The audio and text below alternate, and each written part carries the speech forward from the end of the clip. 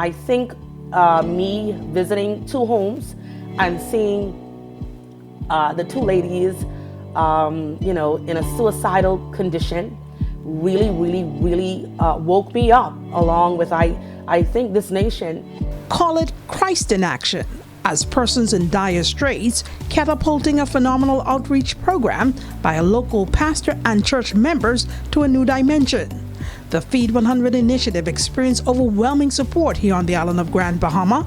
It all began with a post with a passionate plea for help as Pastor Prophetic Kingdom Encounter Quinty Sears went viral. Got this call today, and this lady says to me, she said, if you didn't answer this phone, I was going to kill myself. She said, I'm going to kill myself. She said, I told God she told God she was going to call 5 pastors. And if they don't answer the phone, she's going to kill herself. Listen.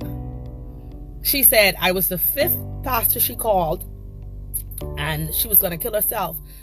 We started this over 11 years ago, and we've always had a passion for helping people that are going through hard times, who are experiencing struggles. I myself have gone through hard times, and I know what it is to struggle, to have a job, have a 9-to-5, and struggle. So when I got on my feet, as they say, I put myself in a position, along with a dynamic team, to help others who are struggling to come out of the struggle and to be our brothers and our sisters' keepers. Now tell me about this latest initiative. You've been out there, you've seen the struggle, you've seen the condition of Grand Bahama, and you've heard the cries of families who are really in dire straits. Well, I would say this. I have, over the years, gone to the hospitals and given care packages and baskets. I've gone to the old folks' home. I visited. But this year was very overwhelming for me, seeing the severe conditions of persons in our community who we see every day, who are working citizens, normal, just like you and I, hurting, literally hurting, can't afford to buy food, can't afford to buy feminine products. It really hit home for me. And so I sent out a cry, to let persons know what's really going on, because a lot of people aren't saying, they aren't showing it. They're coming out of their homes every day, walking up and down, coming to work like everything is normal, but everything really isn't. And I think me visiting two homes and seeing the two ladies, in a suicidal condition, really woke me up, along with, I think, this nation, that we need to really help each other, and the church needs to go back to basics, which is, love. Love covers a multitude of sin.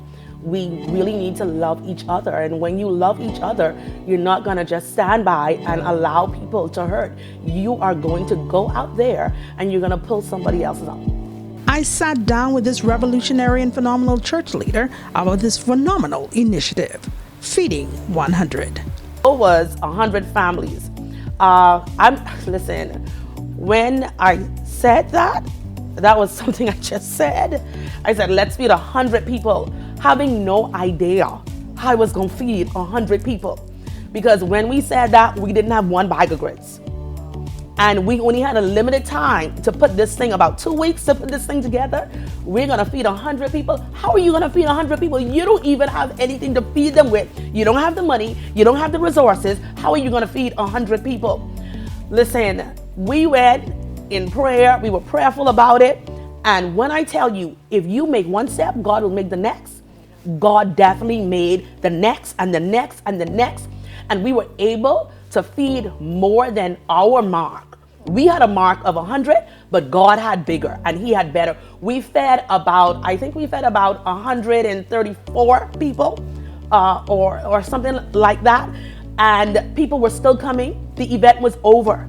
Wow. People were still coming. People were still calling. I don't have a car. I don't have a ride. I don't have transportation. Can someone bring me something? And we fed 134 people that day. But we have been feeding people every day. day and night delivering grocery items. We have had people in the community volunteer to cook families meals who didn't have power. When I tell you the community has come together, I am proud of my people. I am a proud Bahamian. I am a proud person. I am a proud person in this island. And I want to say, I thank God to everyone, the Bahamians, the Haitians, the Jamaicans, the Americans, they all came together. We are one. If it was not for the people throughout the communities in the Bahamas, this would not be possible. Nassau made this possible. Even globally, Atlanta, Orlando, Bimini, Abaco, Eleuthera, Exuma, they made it possible. Everyone sent things on boats. They sent things by plane. They made it possible.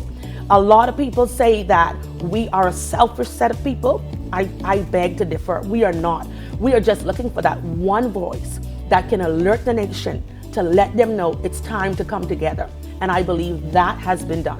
I feel as if it's time for the church to really, really more than come out, but be effective. Most churches are aiming for numbers. They want the big numbers. They want the big congregation, but they are not effective and they are not powerful. And I believe with everything inside of me that not everybody is going to come to the church. We as a church have to go there and make a difference. People don't just want to come for a word. They just don't want to come for a prayer. They want to know that if you say you love me, then help me. It's good to come and pray. But when you come and pray and you see that there's no food in my cupboard, then you need to help me. I think we need to come out of the 5-piece suits. We need to come out of the dresses every now and again and put on a jeans and t-shirt, walk through the community, find out, who's in your community, who needs, who you maybe can use in ministry to help out. I feel like if you have a church in a community, that becomes your neighbor. It's not just about where you reside, but it's where your church resides. And we need to be more effective, more loving, more caring. And we need to, I think, stop talking and do more. I mean, it's good to form organizations. We have a lot of organizations. We have too much organizations that are ineffective because a lot of people are doing it to be seen. They're not doing it to help. They're doing it to be seen. And that's why we neglect to support each other. If you do something, I'm going to do something because I don't want you to do it. And it's not like that. We have this black crab syndrome, even in the house of God. And that shouldn't be, because while we are organizing committees, while we are organizing another organization, someone is hurting. Someone is suicidal. So we need to come together as one and stop being divided.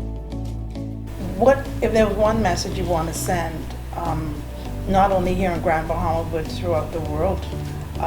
What would that message be when it comes to being your brother's keeper and when it comes to caring for those in need? I would say this.